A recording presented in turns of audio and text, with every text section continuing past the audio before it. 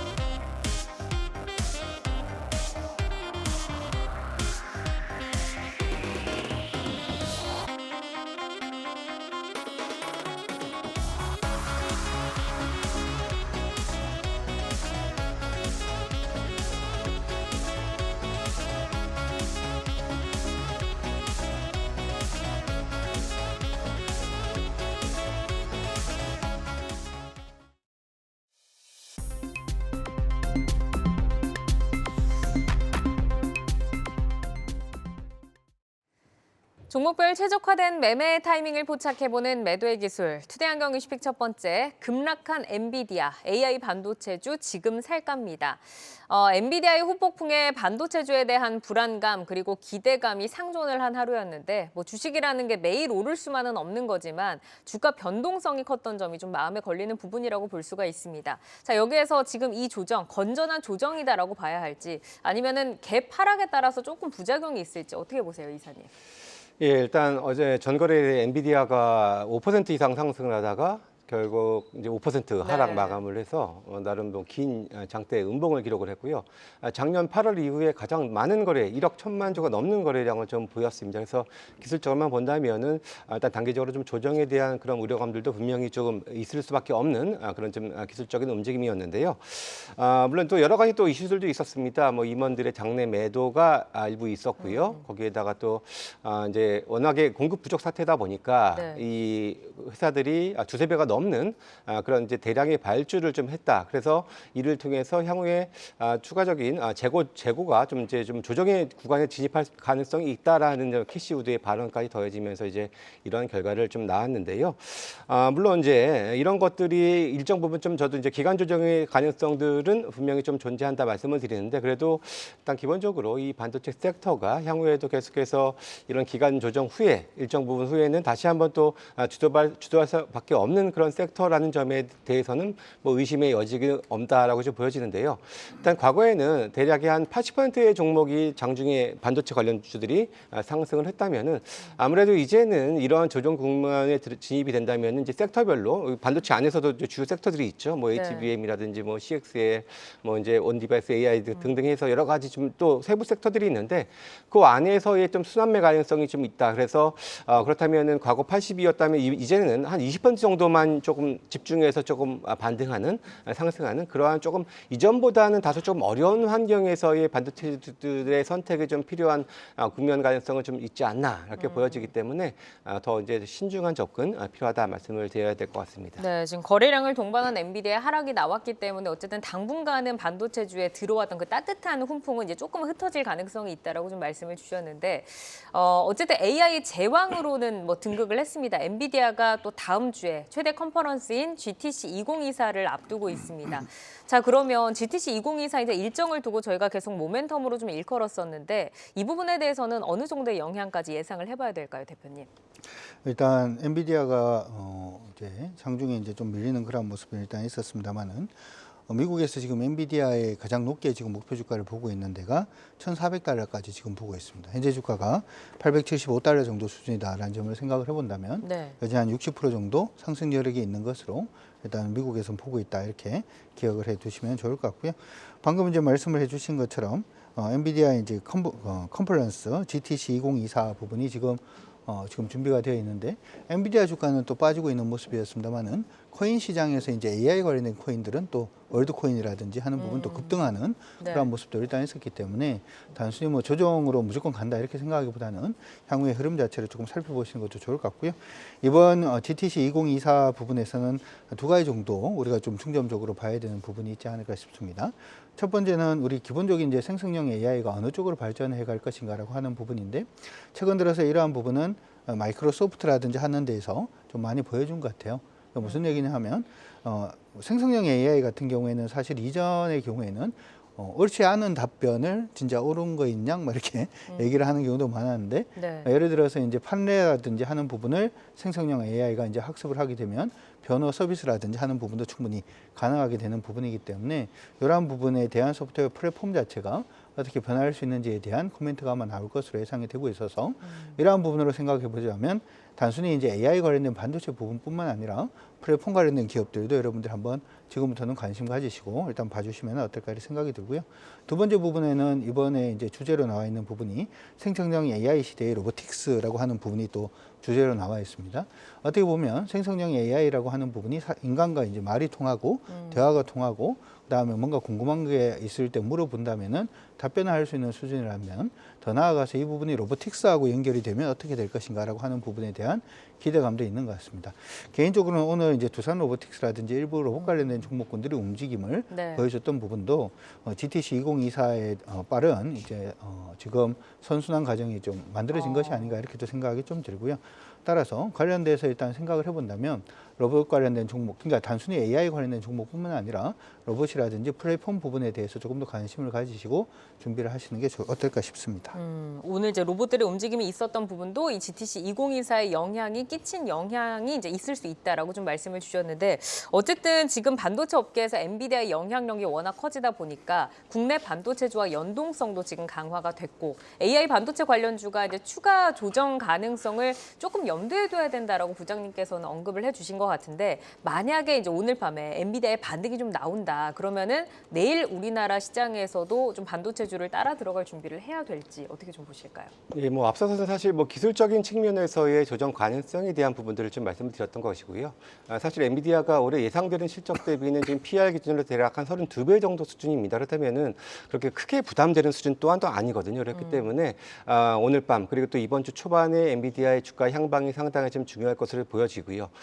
일단 물론 저도 뭐 어느 정도의 조정 가능성은 있겠습니다만 여기서 무조건적으로 하락에 베팅하는 것 또한 위험하다라는 그런 생각이 좀 들어서 이런 부분들은 좀 염두를 해두셔야 될 것 같고요. 만약에 다시 한번 좀 급반등의 그런 움직임이 나온다라면은 특히나 오늘장 최근에 또 많이 올랐다가 오늘 많이 빠진 것들이 뭐 팹리스라든지 디자인하우스 관련주들 또 HBM 관련주들이 조금 약세를 보였었는데요. 그렇다면 오히려 이들 종목군들의 또 다른 또 한 번의 또 강한 반등의 가능성을 좀 기대를 해볼 수 있는 부분들이기 때문에 무조건적인 하락에 대한 염려보다도 일단은 시장의 움직임, 특히 엔비디아의 움직임은 우리가 주목하지 않을 수 없는 그런 사항들이고요. 아무래도 엔비디아 영향력이 워낙에 좀 큰 상황이기 때문에 엔비디아를 거스르고 뭐 볼 수는 없다 그렇게 생각이 들어서 일단 그 관련주들 특히 많이 빠진 종목은 오히려 반등 시에는 상당히 좀 유리할 수 있다 이런 네. 쪽으로 관심 있게 보시면 좋을 것 같습니다. 네, 엔비디아 이제 주가를 좀 주시를 하면서 많이 빠져 있는 종목들은 기회로 활용을 해보자라고 좀 말씀을 주셨습니다. 자, 오늘 SK 하이닉스 그리고 자람 테크놀로지 매도의 기술에 올려봤는데 두 분이 보내주신 사인을 보겠습니다. 자, 지금 이 종목에 대해서는 두 분 모두 고사인을 주셨습니다. 오늘 SK 하이닉스는 좀 눌렸고 자람 테크놀로지는 상한가로 거래를 마쳤는데 SK 하이닉스부터 보겠습니다. 개장 초에 바로 좀 하락을 하면서 시작을 했습니다. 3거래일 만에 약세로 마감을 지었고 3% 밀렸는데 강준혁 파트너께서는 SK 하이닉스 지금 이렇게 밀렸을 때 기회로 활용을 해야 된다라는 생각이실까요? 사실 이제 SK 하이닉스에 우리가 이제 엔비디아 주가가 좀 밀렸는데 SK 하이닉스가 갈 수 있느냐라고 하는 부분에 대해서는 삼각형 치고 계신 분들도 좀 많지 않을까 싶습니다. 이제 개인적인 생각으로는 엔비디아의 주가 상승폭만큼 SK 하이닉스가 상승을 했느냐라고 하는 부분에 대해서는 그렇지는 않다 이렇게도 생각을 해볼 수 있을 것 같은데 국내에서 보자면 SK 하이닉스가 어떻게 보면 엔비디아의 가장 큰 수혜주다라는 점을 생각을 해본다면 오늘 부분에 조정받는 부분은 단순 그냥 조정으로 생각을 하시고 긍정적인 시각을 계속 좀 유지를 하시는 게 어떨까 이렇게 생각을 하고 있습니다. 네, 지금 이사님께서도 고사인을 주셨는데 SK하이닉스가 지금 인공지능 서버 투자 열풍이 지금 지속이 되는 가운데서 우선은 이제 엔비디아, TSMC와 함께 공급망의 지금 핵심적인 역할을 하고 있습니다. 하지만 또 시장에서 HBM의 후발주자들의 추격도 만만치 않은 상황인데 자, SK하이닉스가 지금의 선두주자의 그 지위를 언제까지 좀 누릴 수 있을 거라고 예상하세요? 뭐 최근 사실 언론 보도를 통해서 전해진 것처럼 마이크론이 HBM3E 양산 돌입 소식도 전해진 바 있었고요. 삼성전자 역시 HBM3E 12단 샘플링 그런 공급 그런 소식 또한 있었습니다. 그런데 하지만 결론적으로는 최소한 올해까지는 SK 하이닉스의 기본적인 생산 능력이나 그런 규모 이런 측면에서 본다면은 HBM의 시장 점유율에 올해는 최소한 변화는 없을 것이다라고 좀 볼 수가 있는데요. 이는 뭐 최대 고객사인 엔비디아가 이제 2분기에 H200을 선보이고 또 하반기에 B100까지 또 계속해서 제품 라인업을 강화하는데 여기에 SK 하이닉스의 HBM3E가 탑재가 되는 그런 부분들이기 때문에 일단 이쪽 관련돼서의 수요 증가는 굳이 뭐 의심을 할 필요는 없다라고 좀 보여지고요. 아직 후발주자 투자인 뭐 마이크론 그리고 삼성전자도 뭐 양산을 할 수는 있겠습니다만은 수율 개선이라는 커다란 숙제를 안고 있는 부분들이고요. 아무래도 SK 하이닉스가 이제 시장을 선점을 한 만큼 기술적으로도 우위를 가지고 있는 부분들이고 주요 소재 업체들도 이미 독점 계약으로 다 확보를 해놓고 있는 그런 상황입니다. 그래서 일단 이런 부분들을 빠르게 따라가기란 좀 쉽지 않다라고 보여지는데 물론 내년에는 분명히 삼성전자, 마이크론도 HBM3E 시장 진입을 해서 일정 부분의 캐파를 가져갈 것으로 보여지는데 하지만 뭐 이제 AMD라든지 뭐 AI 뭐 이런 스타트업 업체들의 이런 수요가 관련된 수요가 HBM3E 수요가 상당히 더 커지는 부분들이기 때문에 일정 부분의 시장을 점유율을 뺏기더라도 시장 전체의 파이가 커지기 때문에 SK 하이닉스의 이익 훼손에 대한 염려는 크지 않다라고 이렇게 말씀드릴 수 있겠습니다.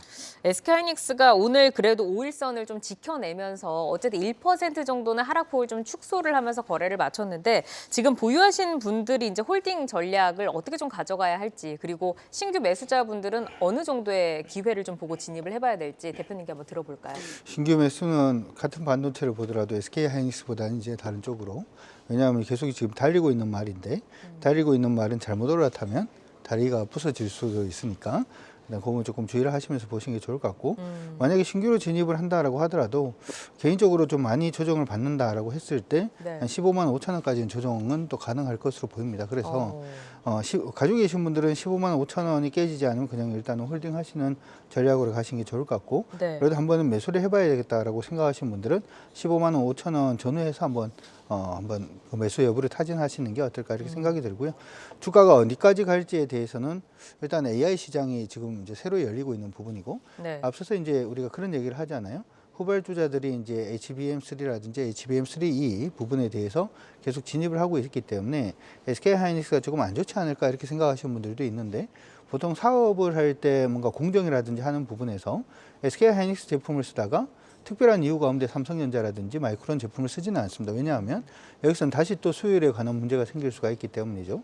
그렇기 때문에 제가 생각할 때는 지금 엔비디아의 주가가 계속해서 강세로 가고 AI 시장이 확대가 될 때 SK 하이닉스는 우리 시장 안에서는 AI 관련해서는 대장주의 자리를 생각보다는 조금 길게 지킬 가능성이 있다 이렇게 생각은 듭니다. 따라서 좀 길게 그냥 투자의 관점으로 몰고 가셔도 좋을 것 같고 단지 15만 원 가격권이 흐트러지면 그때부터는 조금 조정을 받을 수 있다. 이렇게만 정리를 해드리도록 하겠습니다. 네, 지금 하방 지지를 15만 5천 원 정도로 봐주셨고 신규 진입도 이제 그 정도의 타이밍을 좀 노려보자라고 정리를 해주셨습니다. 자, 그럼 이어서 자람 테크놀로지 넘어가 보겠습니다. 반도체주가 전반적으로 약세를 보였음에도 불구하고 하루 만에 반등에 성공을 하더니 상한가로 거래를 마쳤습니다. 오늘 개인 투자자들이 19만 주를 담았는데 자, 이사님께 자람 테크놀로지 먼저 들어볼까요? 예, 오늘 이제 상장한 지가 1년이 조금 넘었는데요. 1년 지난 작년 3월 말에 형성했었던 최고가를 오늘 갱신을 하면서 상한가 마감을 했습니다. 네. 특히나 이제 소위 이제 뉴로모픽 관련주로 좀 부각이 되고 있고 또 관련주 중에서 자람 테크놀로지가 이제 대장주로서의 그런 모습을 좀 보여주고 있습니다.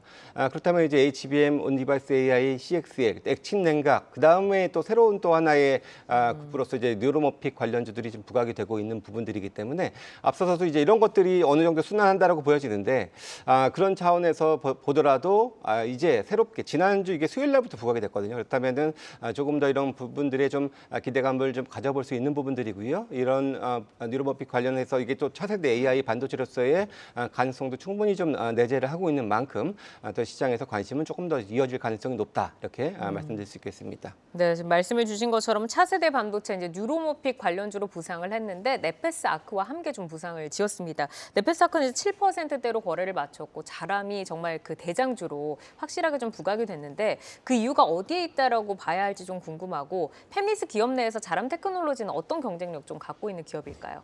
사실 이제 시장 안에서 뉴로모픽 관련된 부분은 우리가 이제 AI 얘기를 굉장히 많이 하고 있죠. 그런 부분에서 반도체 중에서 인간의 뇌구조하고 거의 이제 유사하게 만들어져서 대용량의 어떤 연산이라든지 하는 부분이 인공지능에 가장 최적화되어 있는 부분이 바로 뉴로모픽이다. 뭐 이렇게 얘기를 하고 있습니다. 그래서 관련된 부분이 시장 안에서 관심을 일단 받고 있는 모습이고 오늘 이제 지금 자람 테크놀로지뿐만 아니라 네. 오픈 엣지 테크놀로지라든지 네페스라든지 뭐 관련된 종목군들이 최근에 계속 순환매를 돌면서 같이 좀 움직이고 있는 그런 모습이 아닌가 싶은데 원래 하던 일은 자람 테크놀로지의 경우에는 통신 반도체를 설계하는 회사입니다. 개인적으로 저는 이게 뉴로모픽뿐만 아니라 통신 반도체 부분에서도 굉장히 강점이 있다 이렇게 생각을 하는데 네. AI를 한다라고 얘기를 하면 AI의 그 많은 데이터를 어디다 저장합니까? 저장할 데가 없지 않습니까? 그렇기 때문에 대부분 클라우드로 땡겨옵니다. 땡겨오려고 그러면 통신이 돼야 된다는 얘기고 통신 부분이 향후에 이제 AI 시장에서는 가장 강력하게 좀 중요한 부분이 될 것이다 이렇게도 봐줄 수가 있겠죠. 이번에 모바일 월드 콩그레스 2024에서도 지금 얘기가 나오는 게 AI가 이렇게 발전하기 시작하면 클라우드를 중심으로 한 네트워크 부분이 이제 굉장히 좀 중심에 설 가능성이 높다 이렇게 얘기를 하고 있는데 거기 안에서 이제 지금 자람 테크놀로지의 경우에는 통신 반도체라든지 아니면 주요 통신 부품을 주력으로 지금 하고 있는 사업을 영위하고 있기 때문에 그래서 단순히 뉴로목픽뿐만 아니라 AI 시장이라든지 아니면 클라우드 얘기가 계속 나올 때마다 계속해서 잘할 수 있는 그러니까 자람 테크놀로지가 아니라 이름처럼. 싶은데 예. 네. 그래서 여러분들 계속 좀 관심을 가져두시는 게 어떨까 싶습니다. 지금 이제 자람 테크놀로지가 상장 이후에 신고가입니다. 여전히 뭐 위에서는 지금 매물이 없고 5일선 우상향 추세 유지를 하고 있는데 여기에서 이제 상한가가 나왔으니까 한 번 좀 수익을 조금 확보를 해야 할지 아니면 좀 더 이제 추세 따라서 욕심을 내야 될지 이사님 어떻게 보세요? 일단 뭐 결론적으로는 뭐 추세에 따라서 조금 더 욕심은 한번 내볼 만하다 말씀을 드립니다. 일단 네. 기본적으로 이제 지난주 수요일부터 이제 본격적으로 부각이 되기 시작을 했고 기술적으로도 이제 신고가 영역이기 때문에 일단 가격적으로는 대략 한 6만 원 정도를 저점으로 해서 지지가 된다면은 추세적으로 조금 더 보유를 하자. 제가 일단 목표는 그냥 좀 낮게 한 7만 원 정도로 좀 제시를 해드립니다만은 분명히 저는 추세적으로 조금 더 우상향할 수 있는 부분들이 있다라고 보여지기 때문에 기술적으로 일단 이제 추세를 좀 그어가면서 좀 더 매도할 가격을 조금 더 높여가면서 추세적인 차원에서의 그런 접근, 보유 전략이 보다 더 현명하다 이렇게 말씀드리겠습니다. 알겠습니다. 자, 그럼 이어서 원전주 넘어가겠습니다. AI 붐, 이제는 에너지 관련주로 또 확산이 되고 있는 듯한 분위기인데 데이터 센터 전력 소비량 급증에 이제 업계가 원전 지지에 지금 나섰고 주요국 20개국 중에서 17개국이 원전 사용 지지율이 더 높다라는 결과가 나왔습니다. 자, 원전 사업의 글로벌 확장성에 대해서 어떻게 지금 평가를 하시는지 그리고 우리나라 이제 수주 기대감은 어느 정도일까요, 대표님? 일단 원전 부분은 여러분들이 생각을 하셔야 되는 게 여기 시장 안에서 지금 얘기가 나온 게 주요 20개 중에서 17개국이 원전 사용 지지율이 더 높았다 이렇게 얘기를 하는데 원래 원전 사용 지지율이 높은 나라 중심으로 해서 좀 얘기가 나왔던 것 같아요. 그러니까 사실 이제 원전 밀도가 아니라 원전 개수를 가장 많이 가지고 있는 나라가 중국이죠. 그러니까 당연히 중국에서는 그 원전 부분이 그린 텍소노미 안에 들어가야지만 일단은 뭐 자기들이 이제 뭐 유럽 쪽으로 수출을 한다든지 하는 부분에서 더 유리한 부분의 고지를 점할 수가 있을 거기 때문에 중국은 당연히 찬성을 할 거고요. 두 번째 유럽 같은 경우에도 가장 찬성을 하는 나라가 프랑스입니다. 그러니까 유럽의 경우에는 에너지 정책이 두 군데로 지금 좀 나눠져 있는데 프랑스는 일단 원전 쪽이고요. 독일은 탈원전 쪽이고 이런 식으로 지금 나눠져 있기 때문에 주요국이라고 하는 부분에서 프랑스도 당연히 이걸 갖다가 승인을 하는 쪽으로 일단 가고 있을 거고 영국 같은 경우에도 거의 이제 보통의 승인 쪽으로 지금 많이 지금 치우쳤기 때문에 시장 안에서 일반적으로 얘기하는 원전 찬성국이라고 얘기하는 그 나라들이 이전부터 찬성을 해왔던 그러한 나라이기 때문에 저는 크게 의미 자체는 없다 이렇게도 생각이 들고요. 한 가지 우리가 이제 SMR 부분이 아니면은 소위 말해서 러시아 보통 이제 동유럽 같은 경우에는 원전을 대부분 러시아 기술을 많이 사용을 하거든요. 그렇기 때문에 러시아도 이 부분에 대해서 긍정인 어떤 시그널을 보낼 수밖에 없는데 우리가 한 가지 생각을 할 게 우리나라도 마찬가지입니다만은 글로벌로 봤을 때 원전을 하나 만들려 그러면 10년 이상 걸립니다. 그러니까요. 왜냐하면 주민들도 이거 반대를 하고 네. 누가 우리 동네에 원전 들어오는 걸 찬성하는 사람이 없기 때문이죠. 그러면 전기 소유량 자체가 빨리 증가를 하고 있는데 원전으로 갈 것인가라고 하는 부분에 대해서는 저는 약간 좀 세모를 치고 보시는 게 옳지 않나 이렇게도 생각이 일단 들고요. 단지 우리 정부에서는 계속해서 원전에 대한 긍정적인 시그널 자체를 보여주고는 있기 때문에 원전을 일단은 아예 이제 못 본 채 하기보다는 단기적인 트레이딩이라든지 하는 부분에서는 좀 긍정적으로 볼 수는 있겠다. 하지만 해외 수출이라든지 하는 부분에 대해서는 큰 기대를 안 하는 게 좋겠다. 이렇게 정리해서 말씀드리도록 하겠습니다. 그러니까 이슈는 되고 뭐 정부 정책이나 이런 것들이 뒤따를 수는 있겠으나 현실화되기에는 뭐 쉽지는 않다라고 좀 말씀을 주셨는데 뭐 사우디양 이제 수주 소식 뭐 이런 것들이 잇따라 좀 전해지면서 오늘 원전 기자재주들이 일제히 좀 날아올랐습니다. 자, 그러면 사우디 시장에서 영역을 본다고 하면은 이쪽 부분에서는 계속 확장해 나갈 가능성에 대해서 이사님 어떻게 보세요? 일단 오늘 두산 에너빌리티가 사우디에서 1,500억 수주 소식이 있었죠. 네. 이것들이 전체적으로 이제 원전 관련주들을 좀 자극을 했는데, 물론 이번에 수주가 원전은 아니라 복합 화력 발전도 소 관련된 그런 지금 그런 공급 계약이었습니다. 하지만 뭐 이게 두산 에너비티가 시가총액이 10조가 넘는데 뭐 사실 1,500억 규모로 이 정도 5% 이상 올랐다. 이건 아닌 것 같고요. 왜냐하면 이제 사우디는 다양한 또 다수의 또 프로젝트가 계속해서 좀 대기를 하고 있는 상황이기 때문에 추가적인 이런 수주 가능성에 대한 기대감까지 더해서 오늘 이렇게 좀 큰 폭의 좀 상승세를 보였다. 이렇게 평가를 좀 해볼 수 있을 것 같습니다. 하지만 이제 아까도 이제 원전 관련해서 이제 말씀을 하셨었는데 최근에 보면은 국내 현재 건설 중인 신한울 원전 쪽에서의 수주 이외에 사실 원전 관련된 수주는 전반적으로 좀 없었던 사실이고요. 하지만 해외 쪽에서 하나 지금 기대하고 있는 것이 지금 체코에서 지금 이제 원전 4기 우선 협상자 선정이 6월 말경에 지금 예정이 되어 있는데 미국이 참여를 안 한다, 제외를 한다라는 얘기들이 좀 보고서상에 있는데 네. 그렇다면 역시 한국을 배제하고 할 수 없다라는 차원에서 본다면은 이런 것들은 단기적인 모멘텀화 될 수 있어서 원전 관련주들은 6월 말 한번 체코발 수주 가능성에 대해서 한번 주목은 해볼 필요가 있겠다 이렇게 말씀드립니다. 네, 앞으로 어쨌든 6월 말에 기대할 수 있는 일정 모멘텀이 있다라고 좀 말씀을 주셨습니다. 자, 그러면 두산 에너빌리티와 BHI에 대해서 이 종목별에 대한 신호는 어떻게 보시는지 한번 보도록 하겠습니다. 자, 지금 두 종목에 이제 두 분께서 다 고사인을 보내주셨거든요. 자, 두산 에너빌리티부터 한번 보겠습니다. 말씀 주신 사우디 프로젝트 참여 소식에 오늘 모처럼 강한 탄력을 보여줬는데 뭐 두 종목 다 윗꼬리를 달긴 했습니다. 9%까지 올랐다가 5%대에서 마감을 지었는데요. 이사님께서는 두산 에너빌리티 어떻게 보실까요? 사실 두산 에너빌리티는 외국인들이 상당히 좀 많이 샀는데 주가도 많이 좀 지지분이했었던 그런 회사인데요. 네. 사실 이게 최근에 뭐 흐름이 이제 반도체가 오늘 조금 많이 죽다 보니까 이 반대급부들 그동안에 막 눌려 있었던 사실 조선주도 상당히 좋거든요. 근데 그쵸. 그동안에 많이 소외가 됐다가 오늘 좀 올랐고 엔터도 뭐 마찬가지의 움직임을 좀 보였다라고 보여지는데 마찬가지로 두산 에너빌리티도 사실 그런 차원에서의 오늘 반등이었다라고 좀 보여지고요. 일단은 앞서서 이제 반도체주가 다시 꺾인다라는 전제하에서는 조금 더 저는 기술적인 상승세 가능성은 분명히 좀 존재한다. 이렇게 좀 보여지는 그런 상황이고요. 아무래도 시장의 수급이 전반적으로 좀 제한되는 그런 움직임도 있기 때문에 그런 차원에서의 업종별 이런 차별화 분명히 좀 나올 수 있습니다. 그래서 네네. 그런 차원에서의 저는 추가적인 반등 가능성이 한번 그래도 베팅을 해본다 말씀드립니다. 그러니까 반도체가 지금 조정인가 싶어서 그동안 오르지 못했던 테마 쪽으로 수급이 몰리면서 지금 상승이 나타난 것 같다라고 좀 말씀을 주셨습니다. 자, 두산 에너빌리티 하면은 이제 원전하면 어쨌든 가장 먼저 떠오르는 대장주잖아요. 그러면 이제 오늘 나온 뉴스에서 그 사우디 프로젝트 참여에 따라서 기대 효과 얼마나 좀 해볼 수 있는지 올해 뭐 수주 확대할 수 있는 원년이라고 보실까요? 기침이 나와서 죄송합니다. 네, 감기 걸리셨어요, 대표님. 일단 중요한 것은 가스터빈 관련된 부분에 대한 얘기들이 많이 나왔고, 네. 이 가스터빈을 이제 작년부터 시작해서 많이 개발을 했거든요. 그래서 이제 그 부분에 대한 수주가 지금은 터지고 있다. 이 정도로 생각을 해 두시는 게 어떨까 이렇게 생각이 들고요. 시장 안에서 얘기 나오는 이 부분은 원전 관련된 모멘텀은 일단 아니다. 이렇게 말씀드리도록 하겠습니다. 네, 알겠습니다. 네, 물 좀 드시고. 네, 미세먼지가 요즘 또 좀 많은 것 같습니다. 자, 그러면은 여기서 이제 두산 에너빌리티가 지금은 뭐 그동안은 사실 조금 뭐 등락이 뭐 제한이 좀 되면서 보유하신 분들이 지칠 대로 좀 지친 상태의 어떤 종목인 것 같은데 지금 일단 거래량이 굉장히 늘어나면서 상승이 나왔잖아요. 여기서 일단 탈출을 조금 해봐야 할지 아니면 물량을 조금 확보를 하면서 홀딩을 해야 될지 이사님 어떻게 보세요? 예, 오늘 외국인들이 220만 주, 기관이 160만 주나 순매수를 좀 했습니다. 사실 이렇게 외국인들이 대량으로 매수한 종목 중에서 이 정도로 안 오른 종목을 찾기 힘들 정도로 상당히 주가는 좀 힘들었는데요.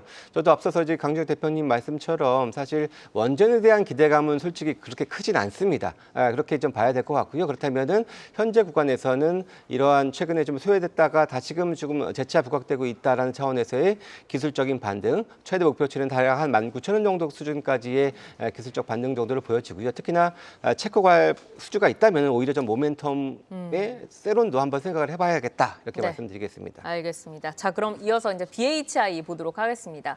지난 6일에 사우디 프로젝트 참여 소식을 전했는데 그때는 반응이 없다가 오늘 이제 탄력이 아주 좋았습니다. 지금 오늘 9,200원대 올라서면서 거래를 마쳤는데 김성준 이사님께 전체적으로 좀 의견 한번 들어볼까요?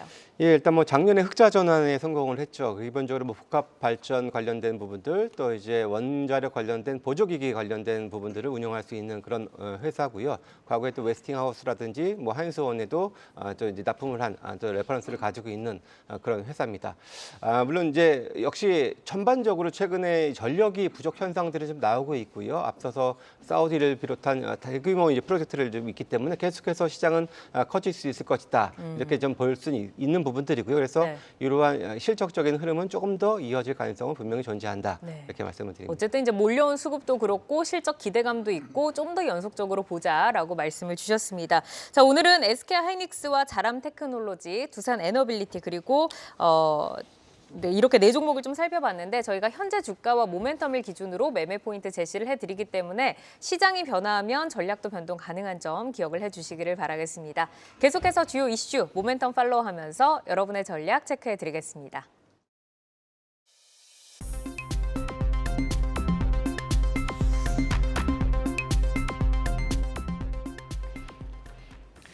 네, 이 시각 시간의 단일가입니다. 정규장 마감 후 오후 4시부터 6시까지 10분 단위로 시간의 단일가 거래가 이루어지는데요. 거래량 위주로 종목들 짚어드리겠습니다. 그럼 코스피 상승률 상위부터 함께 살펴볼까요? 네, 코스피, 코스닥 할 것 없이 비트코인 관련주로 오늘은 거래량이 쏠리고 있습니다. 비트코인이 9,899만 원을 터치하면서 신고가를 경신했는데요. 1억 돌파가 얼마 남지 않은 상황입니다. 이에 하나투자증권이 현재 4% 강세를 보이면서 움직이고 있는데요. 현재 20만 주 이상의 거래량 동반하고 있다는 점 체크해드립니다. 4,720원 지나가고 있고 하나투자증권 우선주가 현재 10% 상승하면서 상한가로 올라와 있습니다. 1780원 터치하고 있네요. 오늘 신사업 진출 소식을 알린 안암전자 정규장에서보다 시간에서 더 탄력적인 모습인데요. 시간에서 7% 상승하면서 출발하고 있습니다. 이어서 코스닥 상승률 상위 살펴보겠습니다. 네, 코스닥에서는 디지캡이 현재 상한가에 들어가 있습니다. 최대 주주 변경을 수반하는 주식 양수도 개혁을 공시했는데요. 이 소식에 9.9% 상승한 5,490원 터치하고 있습니다. 또 ADM 코리아는 모비스가 ADM 코리아 지분 전략을 310억 원에 현대 바이오사이언스에 양도하기로 했다라는 공시가 올라왔습니다. 이 소식에 9%대 상승률 보이면서 탄력적으로 움직이고 있습니다. 3,890원 지나가고 있네요. 이번에는 코스피 하락률 상위 살펴보겠습니다. 네, 코스피에서는 동원 시스템즈 우선주 그리고 KC그린홀딩스가 2%대 약세를 보이고 있습니다. TW홀딩스도 2% 넘는 약세를 보이면서 466원 지나가고 있고 S메디 그리고 CI테크는 1%대 약세 흐름 가져가고 있습니다. 마지막으로 코스닥 하락률 상위 살펴보겠습니다. 네, 하인크 코리아 그리고 제형솔루텍이 3%대 하락률을 보이면서 가장 많이 하락하고 있습니다. 미용 의료기기 관련주인 제이시스 메디칼 오늘 2% 상승하면서 마감을 했는데요.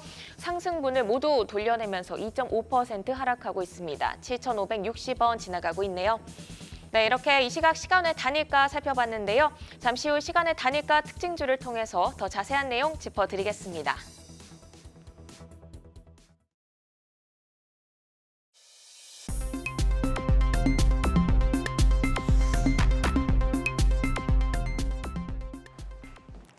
다양하게 부각되는 이슈와 모멘텀 속에서 연속성 있는 재료로 우상향할 주인공 누가 될까요? 주도주로 떠오르게 될 종목을 미리 만나보는 라이징 스탁입니다. 자, 세 분이 가지고 오신 오늘의 종목 화면으로 먼저 확인해 보겠습니다. 김명수 PB 현대모비스, 김성준 이사 지노믹트리, 강준혁 파트너 두산 로보틱스 가지고 오셨는데요. 김명수 PB의 종목 먼저 보겠습니다. 현대모비스, 라이징 포인트 먼저 만나볼까요? 네, 지금 현대차를 비롯해서 기아도 굉장히 주가 많이 오르고 있습니다. 양호한 실적에 저평가 매력으로 주가가 아마 하단이 지지되지 않을까. 그리고 3년 연속으로 사상 최대 매출을 기록했다라는 점을 먼저 말씀을 드려보겠습니다. 네, 매출이 이제 계속해서 늘어나고 있음에도 불구하고 지금 시장에서 저평가를 받고 있다. 그러면 지금 진입하기에 밸류적인 매력도는 어느 정도나 될까요? 근데 지금 보시면은 매출 구성이라든지 이런 그래서 부품 쪽에서 80% 그리고 AS용 쪽에서 18% 정도가 나오고 있습니다. 실적이 굉장히 좋게 계속 나오고 있고 특히 저평가다라는 평가가 많이 나오고 있습니다. 요 근래 이제 기사를 살펴보면은 국내외 특허 출원이 한 2,500억 원이 나오게 되고 절반이 이제 미래 모빌리티 분야다라는 긍정적인 기사로 나오고 있습니다. 특히 누적 특허 건수가 이제 9,000건을 넘어가는 모습을 보이게 되면서 직전 연도보다 1,700억 원이 증가하는 모습을 보였기 때문에 미래 산업에 굉장히 많은 투자가 이어지고 있는 것이 아닐까라는 이야기도 있습니다. 특히 올해 기준으로 보면 PBR이 0.54배 정도 된다라는 리포트가 하나 있는데, 그렇기 때문에 부품 업체의 특성상 마진 개선이 후행한다라는 점을 살펴보신다면은 이미 나왔던 상품들이 지금 이제야 매출로 찍히지 않을까라는 이야기도 있고, 특히 부품 제조 사업부 같은 경우에는 매출 증가율이 올해에도 17% 이상 성장할 전망이다라는 이야기가 있습니다.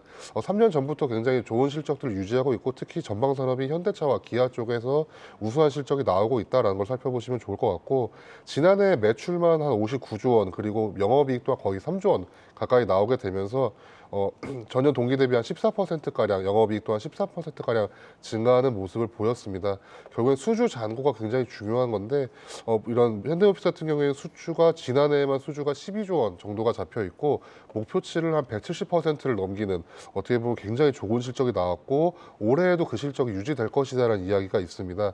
그렇기 때문에 현대모비스 현재 주가가 물론 지금 조금 현대차와 함께 많이 오른 모습을 보이고 있지만, 이 다음에 전동화와 자율주행 쪽으로 간다면은 부품 쪽에서 충분히 관심을 받을 만한 현대그룹의 계열사가 아닐까라고 좀 말씀을 드려보도록 하겠습니다. 현대모비스가 지난주에 신고가를 기록한 후에 지금 약간 주춤하는 모습이 보여지고 있는데, 그러면 지금 진입하기에 좀 기회일까요? 네, 현재 주가 같은 경우에는 살짝 눌림목이 나오는 모습을 보이고 있습니다. 물론 52주로 본다면 거의 신고가 영역에 가까우고 있지만 25만 원 선에서 조금 더 조금 긍정적으로 바라볼 수 있다면은 한 10% 내외의 목표를 두시고 보실 수가 있지 않을까라고 생각을 하고 있습니다. 네, 알겠습니다. 실적을 믿고 가보는 10% 정도의 업사이드 제시를 해주셨습니다. 자, 이어서 김성준 이사의 라이징 스탁 보겠습니다. 지노믹틀인데요. 포인트 만나볼까요? 예, 최근 헬스케어 시장의 트렌드가 과거 치료 중심에서 예방으로 변화를 하고 있는 가운데 대규모 국내 임상 이상 결과 발표가 지금 임박해 있는 그런 상황입니다. 일단 이를 통해서 대장암 조기 진단 제품의 식약처 허가 및 국가보험 등재도 기대가 되는 부분들이고요. 이런 것을 포함해서 올해 다수의 성장이 기대되는 모멘텀들을 가지고 있다라는 것이 주목할 만한 포인트입니다. 네, 지금 뭐 알테오젠이 바람을 불어주고 뭐 레고캔바이오, 뭐 ABL바이오 계속해서 이제 지금 뭐 상승이 좀 나오고 있는데, 그 가운데서 지금 지노믹트리를 가지고 오셨어요. 그러면 방금 말씀해주신 성장 모멘텀이 얼마나 조금 확대가 될 수 있을까요? 예, 먼저 이제 얼리텍 C라고 불리는 이제 대장암 조기 진단 키트부터 좀 말씀을 드려야 될 것 같은데요. 1상, 2상 합쳐서 국내에만 한 5천 명 이상의 임상을 지금 진행 중에 있는데 조만간에 이 결과가 도출이 될 것으로 보여집니다. 이를 통해서 식약처의 공식적인 허가, 그리고 판매, 그리고 또 보험 등재까지 지금 기대를 하고 있는데, 이미 작년 4월부터 비급여로는 이미 국내에서는 지금 시판 중에 있는 상황이고요.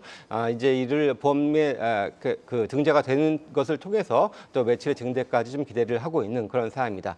현재 관련 이 대장암 진단 쪽에서는 미국의 이그젝트 사이언스라는 회사가 대략 한 10년 전서부터 독점적으로 좀 판매를 하고 있는 상황인데, 관련된 매출만 연간 한 2조 정도가 되는 그런 시장인데요. 이제 미국의 이그젝트 사이언스 대비 가격도 저렴하고 또 진단하는 시간도 빠르고 또 비용도 적기 때문에 상당히 좀 이제 시장 침투에 있어서도 상당히 좀 기대가 되는 부분들이고, 미국에서도 이미 지금 10,000명 정도 수준의 임상, 대규모 임상을 지금 진행하고 있는 부분들인데, 이런 것들이 이제 내년도 이제 FDA 허가도 기대를 하면서 계속 임상이 지금 수당 중에 있고, 중국 시장에서도 역시 임상 진행 중에 있는데 이보다 빠르게 지금 진행이 되고 있기 때문에 연내에 중국의 FDA의 허가를 기대를 하고 있는 그런 제품이라고 말씀드릴 수 있겠습니다. 이제 거기 또 이제 얼리텍 B라고 불리는 이제 방광암 조기 진단 치료 키트 시장도 지금 있는데요. 기존에는 이제 소변을 활용해서 방광암 진단을 주로 해왔는데 이것이 상당히 좀 정확도가 좀 떨어집니다. 그런데 이 얼리텍 B 같은 경우에는 침습을 통해서 그 방광경으로 정확하게 정확도를 높일 수 있는 그런 진단 키트를 선보이고 있기 때문에 어떻게 보면 이를 통해서 퍼스트 클래스의 지위도 얻을 수 있는 그런 기대감 또한 가지고 있는 그런 제품이고요. 마찬가지로 국내 연내에 이제 허가 및 식약처의 허가 및 그런 출시를 기대를 하고 있는 부분들이고요. 미국에서는 내년 내년 혹은 후년에 FDA 허가를 기대를 하고 있는 그런 제품입니다. 또 마지막으로 이제 폐암 같은 경우에도 현재 탐색 임상을 진행을 하고 있는데 이래서 기존의 대장암, 방광암뿐만 아니라 다양한 더 암의 이런 확장도 가능한 그런 부분들이 있기 때문에 이를 통해서 내년도 흑자 전환에 대한 발판 기대를 해볼 수 있을 것 같고요. 또 이제 공식적으로 허가와 보험 등재가 이뤄진다면은 매출의 퀀텀 점프를 기대할 수 있는 주목할 만한 회사다 말씀드리겠습니다. 네, 지금 뭐 임상에 대한 스케줄도 있지만 실적적으로도 지금 받쳐주는 보험 수가가 늘어날 예정이다라고 좀 말씀을 주셨는데 그러면 가격적으로는 어느 정도까지나 전략 노려볼 수 있을까요? 예, 사실 변동성은 다소 좀 있는 그런 움직임들을 최근에 좀 보여주고 있는데요. 최근에 대략 한 그래도 10,000원대 중후반의 가격을 바닥으로 해서 계속해서 우상향하는 흐름을 좀 보여주고 있는 상황인데요. 현재로서의 목표 주가는 1차적으로 일단 3만 원 정도를 좀 제시를 해드리도록 하겠고요. 손절 가격은 최근에 저가 정도대를 수준을 형성했었던 21,000원 정도를 손절 가격으로 제시해드리도록 하겠습니다. 네, 업사이드로는 30% 정도 짚어주셨습니다. 자, 이어서 강준혁 파트너의 라이징 스탁입니다. 두산 로보틱스인데요. 포인트 만나볼까요? 네, 일단 두산 로보틱스는 최근에 이제 협동 로봇이라든지 하는 부분 때문에 시장 기대감이 굉장히 좀 컸었는데 실적 부분은 예상만큼 크게 나오지 못했던 것 같습니다. 근데 이러한 부분이 올해부터 시작해서 본격적인 턴어라운드가 예상이 되고 이러한 부분에서 시장 기대감과 실적이 이렇게 좀 조화로운 한 해가 되지 않을까 이렇게 생각이 들고요.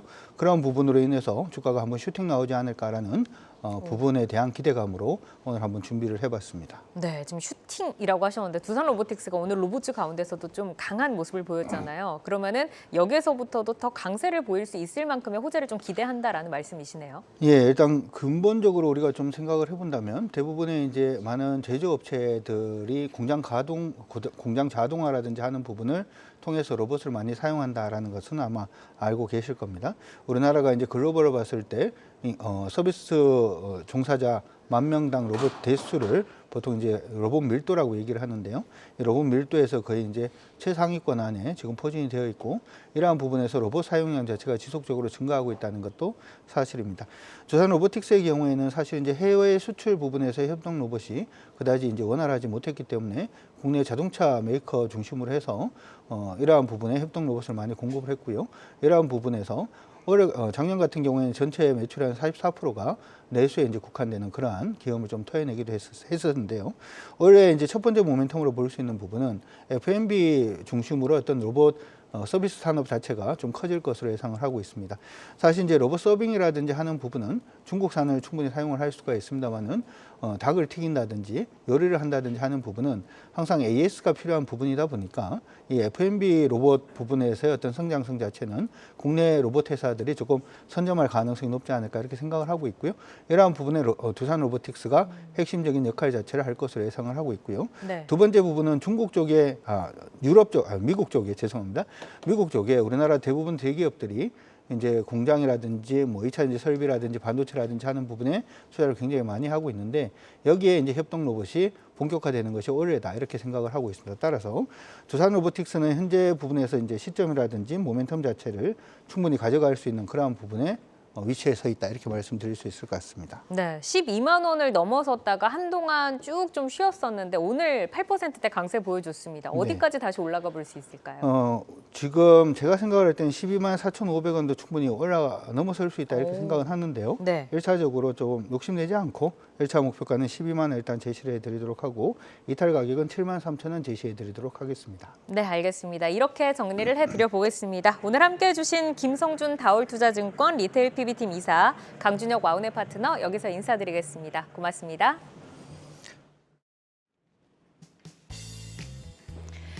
시간을 단위가 특징주 탑5입니다. 5위부터 바로 확인해 볼까요?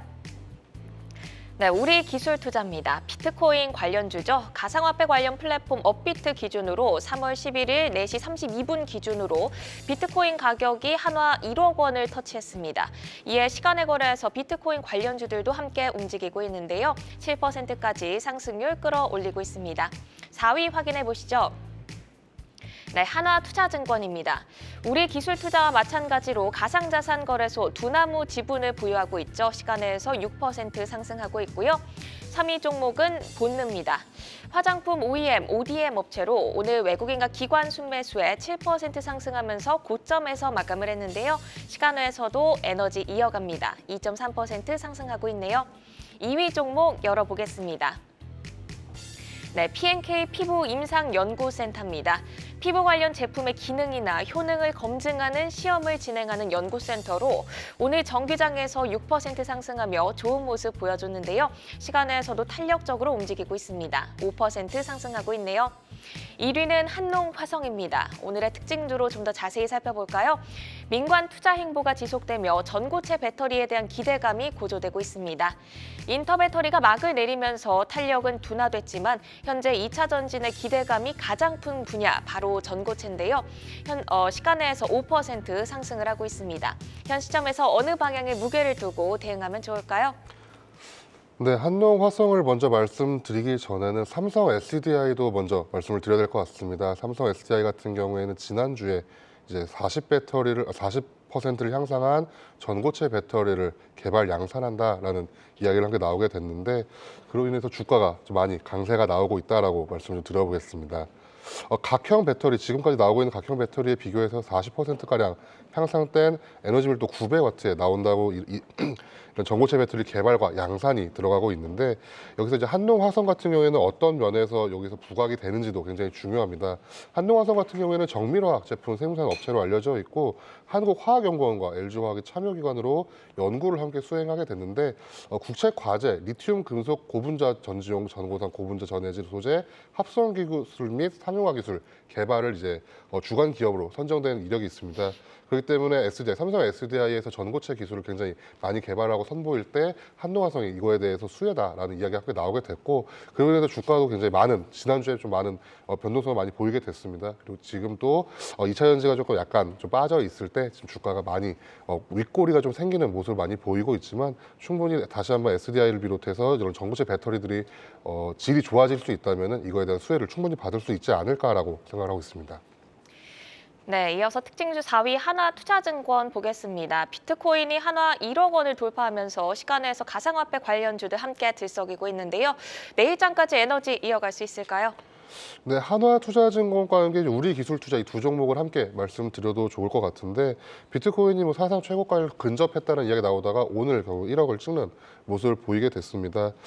이제 우리 기술투자와 한화투자증권은 가상화폐 거래소 두나무 지분을 보유해서 가상화폐 관련 종목으로 알려져 있는데 여기 비트코인 같은 경우에 비트코인 가격이 왜 이렇게 많이 오르는지를 조금 먼저 말씀을 드린다면은 한 달 안에 한 1억 3천까지도 찍는다라는 이야기가 나오고 있습니다. 그 이유가 반감기, 이제 비트코인 공급 축소기가 4월 20일경에 나온다라는 이야기가 있고 특히 비트코인 현물 상장지수 펀드 ETF가 기관 투자 자금의 유입세가 가속화된다라는 이야기도 있습니다. 지금까지는 공급이 문제였다면 이제 수요 쪽에서도 충분히 가격을 자극할 수 있다라는 이야기가 나오고 있고 특히 2009년으로 시작돼서 비트코인 지금까지 1,900만 개 이상의 비트코인이 채굴이 됐고 모든 채굴은 2100년경에 끝나게 되는데 이 반감기를 거치게 되면서 원래 비트코인이 50개였던 이런 보상이 3개까지도 줄어든다라는 이야기가 있습니다.